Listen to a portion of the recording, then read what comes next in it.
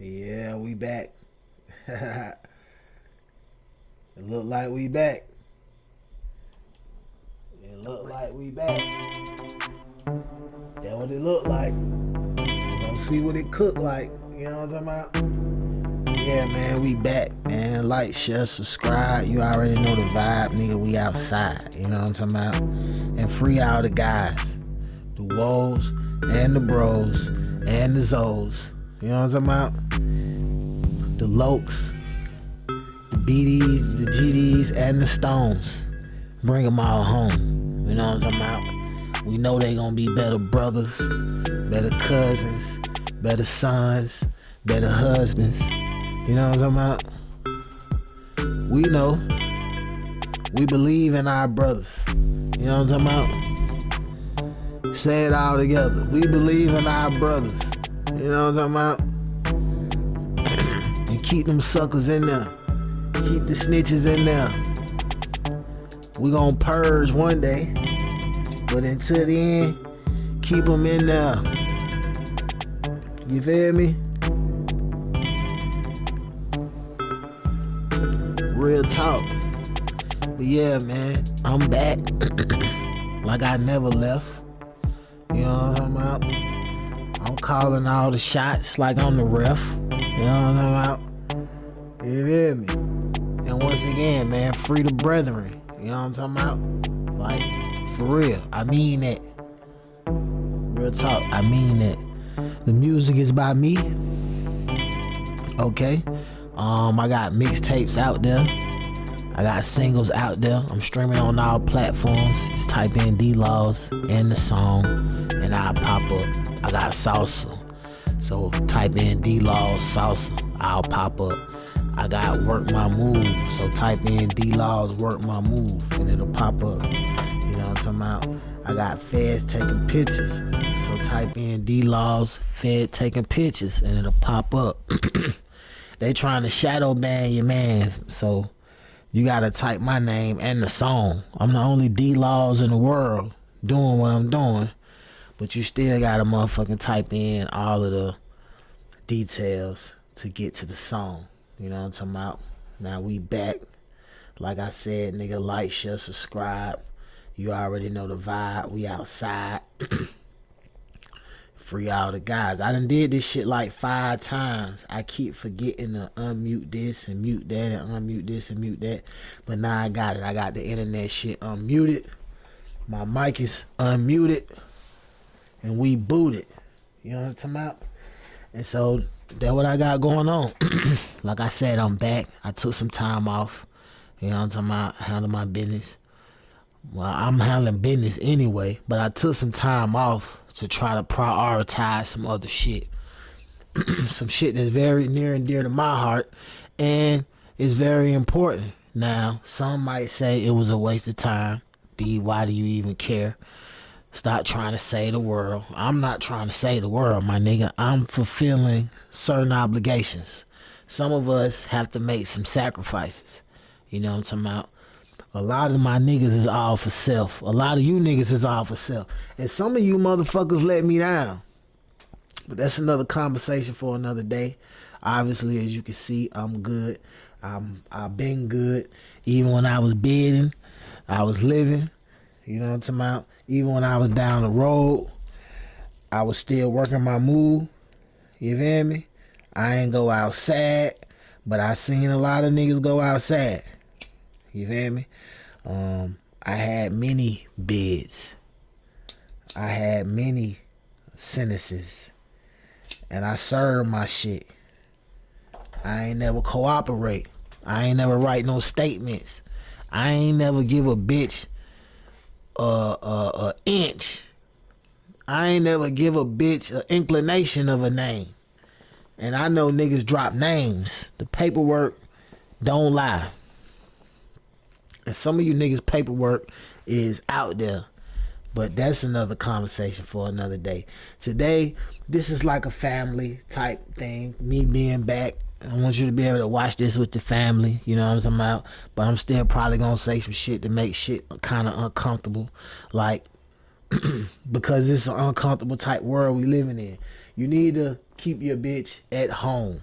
You feel me? And real shit, you need to try to get her to understand, baby, I'm not trying to control you. I'm trying to protect you. You feel me? But a lot of these bitches don't want protection. They want to be lit. They want to live their life. But shit is real out here. And it's time for y'all hoes to sit the fuck down somewhere. Or don't. Either way it go. If it's your bitch that don't want to be controlled or that want to live her life, let her live her life, my nigga. Find something to do for you. You know what I'm talking about? Have a backup plan for your kids unless you want to be a single father. You know what I'm talking about? But be prepared. A lot of these hoes gonna crash out. Just like niggas and crash out. It's millions of niggas in prison and a lot of them was on dummy missions. You know what I'm talking about? A lot of them was on dummy missions. And sometimes just going out to have a drink is a dummy mission. If you got a pussy, cause human trafficking is back. And niggas is snatching bitches up, snatching up kids. Cause you can get a couple thousand for the organs in the motherfucker. Or you can get a couple thousand for a slave, a sex slave. From my understanding, it's big business from what I hear. You know what I'm talking about? So it's many reasons why your ass need to stay in the house. It's many reasons. You feel me? But a lot of y'all bitches getting high. You gotta be careful where you get your perks from and your Zans from. Cause a lot of niggas got pill presses. And they got plenty of fent. You know what I'm talking about? It's more fent than anything running around in motherfucker. Long story short, you know what I'm talking about? You gotta be careful out here. But I ain't gonna talk your ear off. I'm gonna show you. Flames of drinks being laced with drugs at a local lounge. The victims say it happened at the Culture Hookah Lounge on Hillcroft Street in Southwest Houston last night. KPRC2's Andy Sirota is live outside that lounge with a story you'll see only on 2 tonight. Andy? Lauren, what began as a Friday night out with his wife Ryan and sister Brittany to listen to some live music at the Culture Hookah Lounge here in Southwest Houston ended in a way that Herbert Cage would have never imagined. He says less than 10 minutes after both women finished their second drinks. When I seen their condition, I thought they were dying. Herbert Cage says both women suffered 3 seizures, 2 in the bar and 1 in his truck, while he was driving them to the emergency room. Lab work shows they tested positive for opioids. Cage says he believes someone laced their drinks with drugs. He says the ER doctor told them this is in line with what someone who OD'd on fentanyl would experience. They filed a police report after being discharged from the hospital.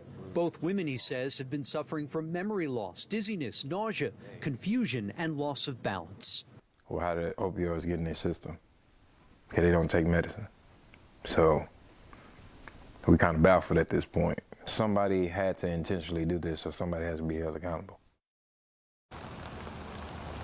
Cage says he is speaking out and sharing their stories in hopes of raising awareness. Additional toxicology tests were performed and they're waiting on those results. As of right now, HPD says an investigator has not been assigned to this case. We are working on getting a comment from the folks here at Culture Hookah Lounge. They're supposed to open their doors at 5 o'clock. We'll have that comment for you coming up tonight at 10 o'clock. For now, live in Southwest Houston, Andy Sirota, KPRC 2 News. The motherfucking news people be waiting at your door for you to come outside. The motherfuckers will ruin you. They'll ruin your business. Real talk. They will ruin you. Alright, so let me just explore. Cause there's many things going on in the world. Like I say, you should keep your bitch at home. And for you, of a fast food restaurant claims LMPD was using her son as a confidential informant. The wrongful death suit alleges that divorced owner was put in a dangerous situation by police despite being a minor. WLKY's Mark Vanderhoff spoke to the mother's attorney. And Mark, what kind of evidence did they say they have in a mice? A story about a mice. But before we do the story about a mice, let me go back. Let me go back.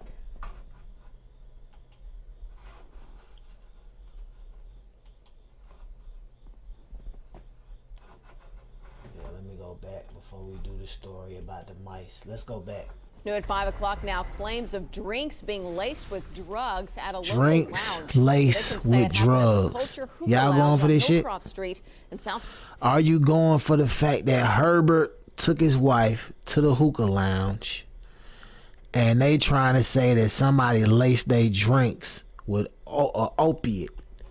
First of all, my nigga, ain't nobody giving away no free pill or no free fentanyl or no free drugs.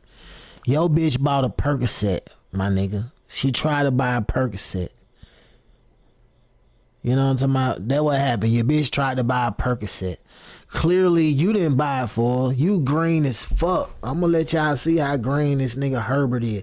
But his name is Herbert. And y'all, since y'all know that a lot of niggas get their hair dreaded and grow a beard and start dressing a certain way. And he look good. So you want to have this nigga and parade him around as your man. You need to don't have a green ass nigga in your life. You know what I'm talking about?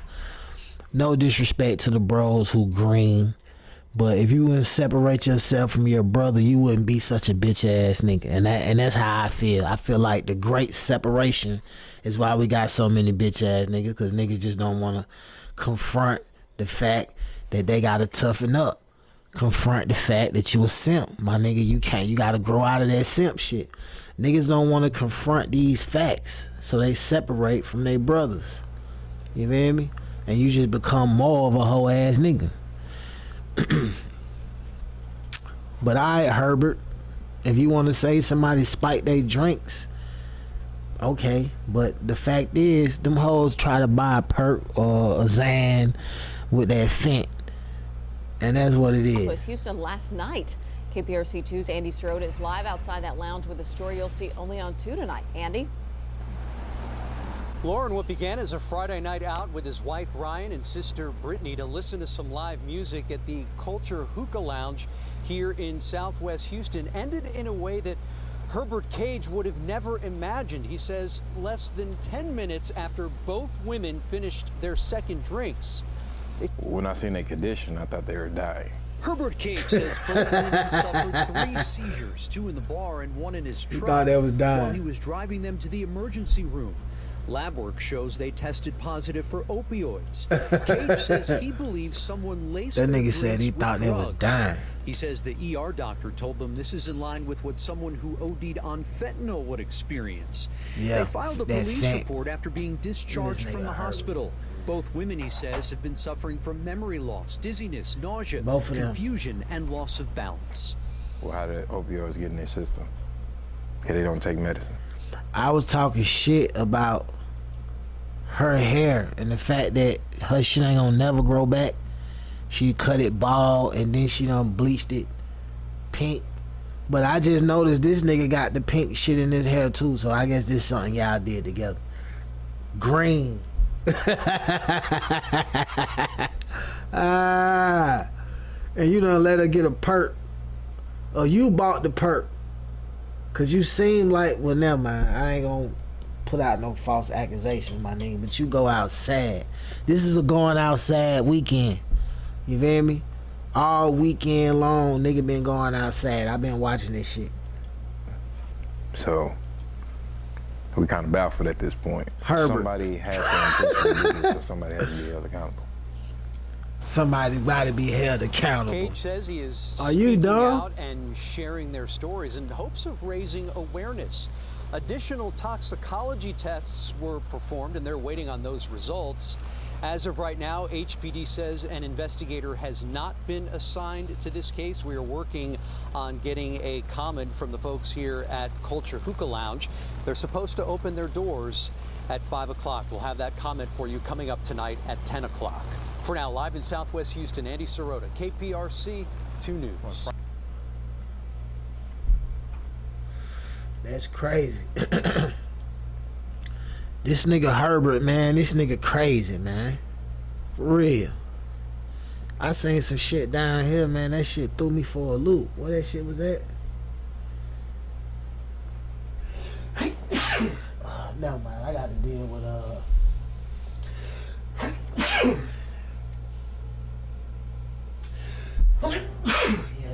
right there. Nigga stabbed that grandma.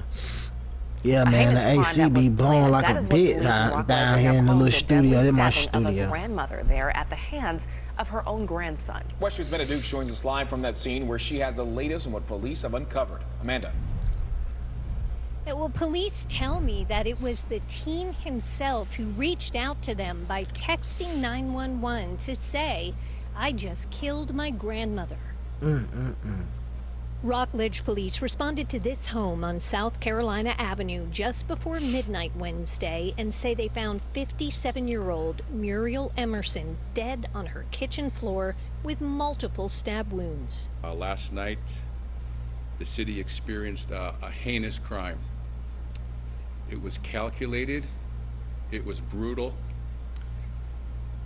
and it was unusual. Chief Joseph Lasada says it was unusual because it was Emerson's 16-year-old grandson who stabbed her. When I said this was a planned action in a heinous crime, she suffered multiple stab wounds throughout her body, and we did discover evidence in that house that this was planned. It was not a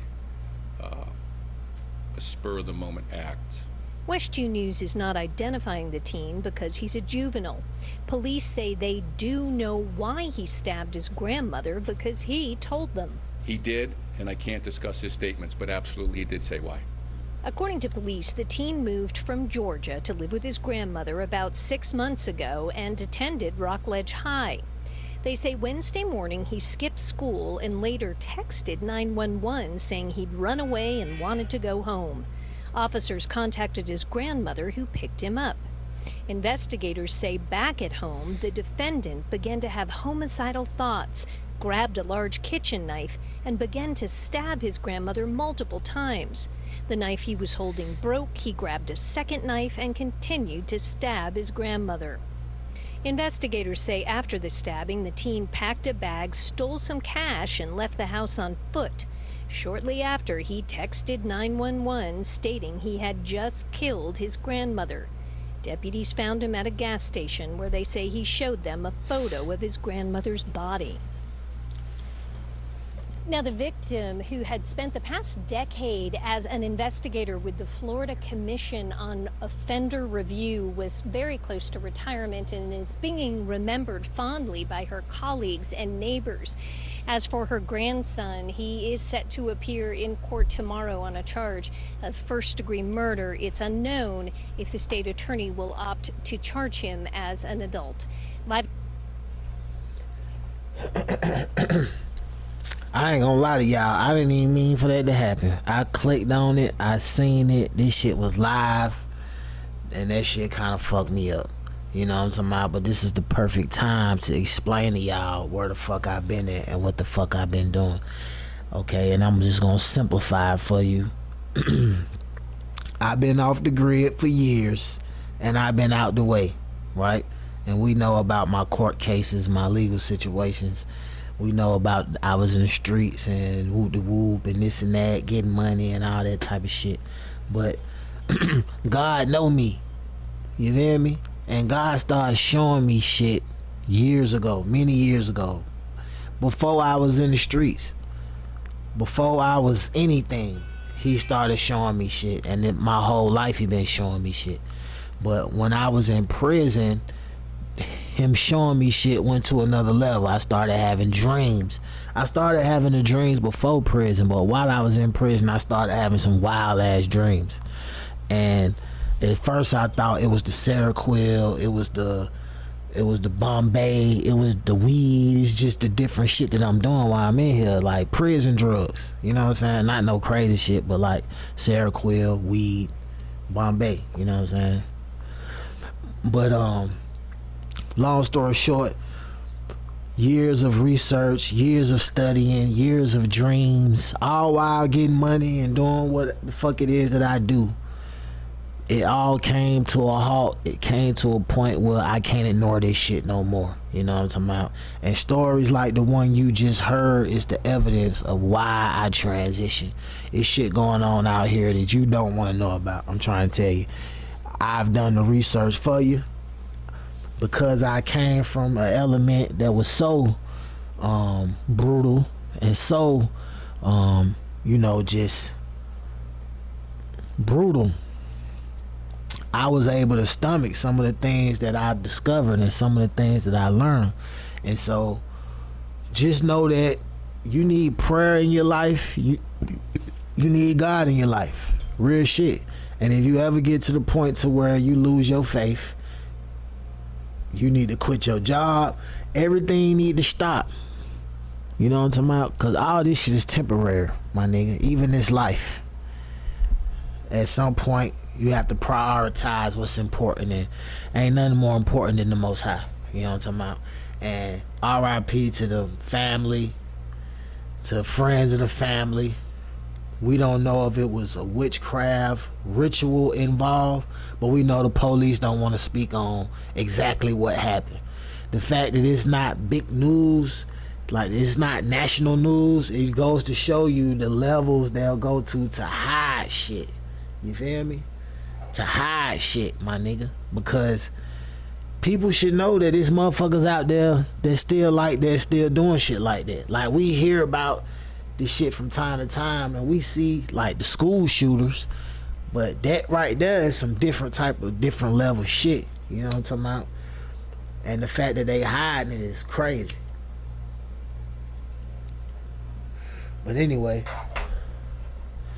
I wasn't even supposed to do that story. It was another story that I was supposed to do. New at 5 o'clock now, claims a young snitch got his ass clipped. Have in this case. Well, Rick, Vicky, right now, the only evidence attorneys are publicly revealing is a cell phone video from the day DeVore Stoner died. But they believe other evidence will prove their case. I was shocked.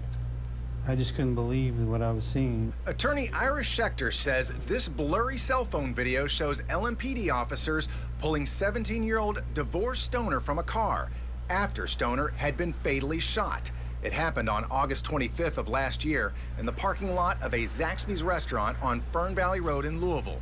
Now, a civil lawsuit alleges Stoner died while working as a confidential informant for LMPD, even though he was a minor. I could still make out what I thought was clearly a police officer removing surveillance wires off DeVore Stoner and then running away, and even I thought I could see the wrapping of the wire around his wrist as he sprinted off. In response to this story, LMPD issued a statement saying it, quote, resoundingly refutes what is being put forth. On July 27th, Antonio Lawson was indicted on charges of complicity to murder and complicity to robbery in connection to Stoner's death. According to court documents, Stoner died while he and Lawson attempted to rob and carjack someone. Those court documents say the victim of that carjacking shot Stoner, who died at the scene. We asked Schechter why they believe Stoner was at the Zaxby's that day. I don't obviously know for sure, but I mean, he trusted, I believe, Antonio Lawson. I believe they'd been friends for a while. According to LMPD's standard operating procedures, minors should not be used as informants without a parent or guardian's knowledge, quote, unless exigent circumstances are present. Schechter says Stoner's mother was neither asked nor gave her permission. We're placing them in situations where they could be killed. We also spoke to a professor of criminal justice who says there is a national debate about the use of minors as informants. You have a person with ultimate authority over you and someone with a gun, someone who could change your life forever, offering you a deal to be a confidential informant. Schechter says that's why Stoner's mother has filed the lawsuit. She would like to see this case, spark a movement. That's crazy. I hope that's a lesson. Let that be a lesson for all of you young niggas, man, who want to snitch, who have snitched, and who thinking about cooperating with the police.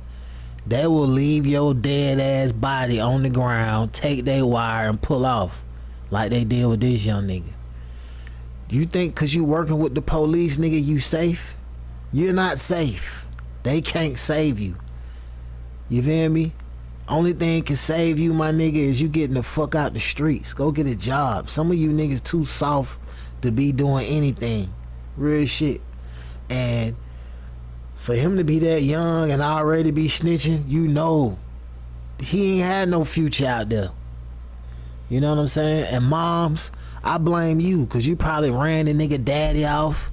You probably fucked his life up like that and had him in a fucked up space like that. So, and now you want to sue and get some money after the state probably been paying you since the little nigga been born. And if I'm wrong, sis, I'm sorry, forgive me, but I gotta box all y'all hoes in the same way y'all did us about us being no good and dead beats and all of that shit. I'm boxing you bitches in. Bitch, if your son don't live to be 21, you failed. If your son motherfucking, because y'all supposed to be the backbone and all of this type of shit. You know what I'm talking about? So we got to blame somebody. Can't blame his daddy if he wasn't there. You feel me? Can't blame 12, because if he would have never got caught, he would have never been telling. He was scared to go to jail, so that's what happens when you're scared to go to jail. You become a confidential informant. You know what I'm talking about? And I feel bad about the young brother. You know? I feel bad about the young brother. Oh, man. And how 12 did him dirty. You know? 12 did him dirty. But man, listen, these sisters can't go they you know what I'm saying? The sickness can't go undiagnosed. It's been going undiagnosed for a long time, and now the whole community's sick. Good evening, everyone. A bitter argument ends in tragedy at a local supermarket. Witnesses say a man and a woman were shopping for groceries last night when they started fighting. The woman then allegedly went out into the parking lot and ran over the man, but also hit and killed an innocent bystander. Local 12's Luke Jones spoke to a witness about what she saw. Luke. Oh, Lord, help this man, please, Lord Jesus. Paramedics in a race to save this man's life. He was in this Kroger parking lot in Spring Grove Village Wednesday night when police say Tavia Chapman intentionally drove her minivan into him and another man. I synced his glasses and his cane laying in the middle of the street. The woman who shot this video asked not to be identified, but tells us Chapman was inside the store arguing with one of her victims just minutes before the crash. No, I really didn't hear the argument. I just heard a lot of yelling. It was mainly the female that I was hearing, and the guy was trying to walk away. By the time this video begins, he can't walk. They had picked him up and placed him on a grocery cart, and then that's when everybody realized his leg was broken. Chapman allegedly gets out of her van and tries to make a break for it before Good Samaritans restrain her.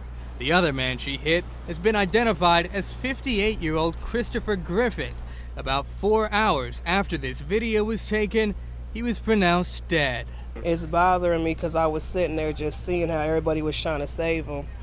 And then to hear that he didn't make it, yeah, it's been bothering me all day. It's not Chapman's first brush with the law. In 2020, a 24-year-old was arrested for using a... She sounds so numb. But like, bro, listen, it's a lot of sisters out there going through it. And they need prayer. You feel me? It's a reason why... Man, I ain't gonna go there. I ain't gonna go there. A hammer to smash her ex-boyfriend. Listen to her voice. And then to hear that he didn't make it, yeah, it's been bothering me all day. It's not Chapman's first brush with the law. In 2020, the 24-year-old was arrested for using a hammer to smash her ex-boyfriend's windows. That charge was later dismissed. Oh, yeah, Last year, she was arrested for beating her 7-year-old daughter with a belt and punching her in the left eye. In April, a warrant was issued for Chapman's arrest for refusing to return her 4-year-old daughter to the child's dad after a custody visit. And now she faces a murder charge. I've been crying like he was one of my family members. Oh, in Spring my Grove God. Village, Luke Jones, Local 12 Oh my News. God, In listen. addition to murder, Chapman is also charged with 2 counts of felonious assault. Bail is set at $20,000. Protecting these bitches gone wrong. And I know about 5 bitches right now who I can name who done violated my rights and committed felonies. You feel me? In broad daylight. Protecting these bitches gone wrong. And this hoe done killed somebody. She done destroyed lives. Her children, the nigga who she had them by, and this motherfucking white man that she just killed. Protecting these bitches gone wrong. This is real shit. Now, like I said, I know a few bitches right now who should be in jail just because I told them the truth. And that's the truth. I can see if I was doing bitches dirty. No, it's a few bitches who I only told them the truth and they broke the law several times over and nothing happened. I didn't call 12. That's the main reason, because they don't have no problem locking a bitch up in Georgia. That's one thing about it. But I wouldn't be surprised if this was in Georgia, because I know that they give them bitches a lot of rope before they hang themselves. But this right here is protecting the bitch gone wrong. Man, rest in peace to the dude who died, and his my condolences to his family. You know what I'm talking about? The other person who they put in the buggy, who she ran over, man, get better, get well. We deal with this shit all the time. We need reparations from what the white man did, and we need reparations from what they letting these bitches get away with. Real talk. Cause I know a couple brothers who destroyed from a black woman. Totally destroyed them. You know what I'm talking about? Fucked them up. They on dope, on drugs. I know a lot of niggas got turned out by a bitch on dope and on drugs. You know what I'm talking about? And I love my sisters, and a lot of them will vouch. They'll let you know I ain't did nothing fucked up to them. You know what I'm talking about? I ain't did nothing but you know what I'm saying, told them the truth or did something nice for them. You know what I'm saying? But it's a lot of evil motherfuckers out here, and this is what you seeing tonight. Motherfucker killed their grandma, this bitch. You know what I'm saying? And we deal with this on the regular, and all the evil motherfuckers want to kill the black man. You know what I'm talking about? And that's a fact. We a target for all of the evil motherfuckers. And this is why you need God in your life, good brother. This is why you need to start praying. You know what I'm talking about?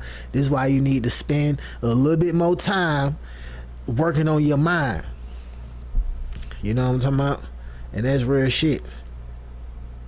I ain't gonna lie to you. At all. I ain't gonna lie to you at all, big dog. I ain't gonna lie to you at all. But I'm out of here, man. You know what I'm talking about? They ain't got shit to do. But I'll be back with a part 2. You know what I'm talking about? Like, share, subscribe. You already know the vibe, nigga. We outside. You hear me?